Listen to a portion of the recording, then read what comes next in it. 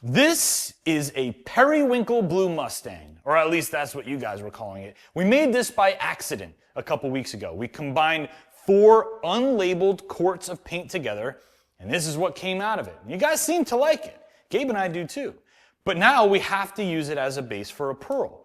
Now the intelligent thing to do, of course, would be to take an interference pearl, which could go over any color base, and utilize that over the periwinkle.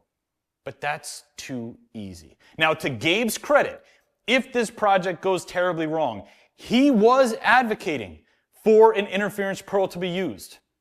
Let that be on the record. I thought it was too much of an easy way out. I wanted to use a color powdered pearl and force that to work. Gabe wanted to use an interference pearl. We're compromising and meeting right in the middle. This is ZGP Hypershift.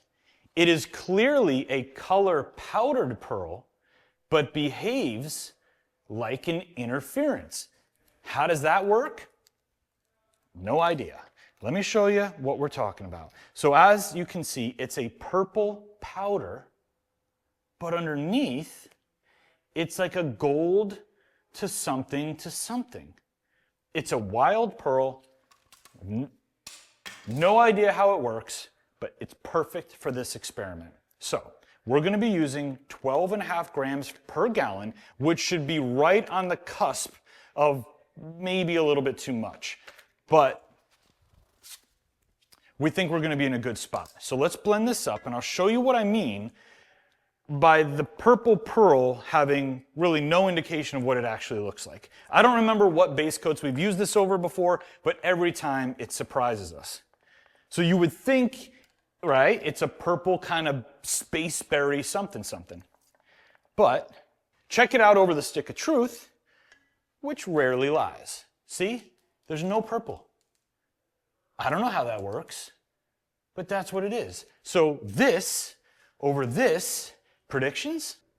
I think because this has some gold flares to it, I think we're gonna get a nice gold flare, maybe some other colors. I just do not remember what this pearl does. No, and we're gonna kind of all learn together.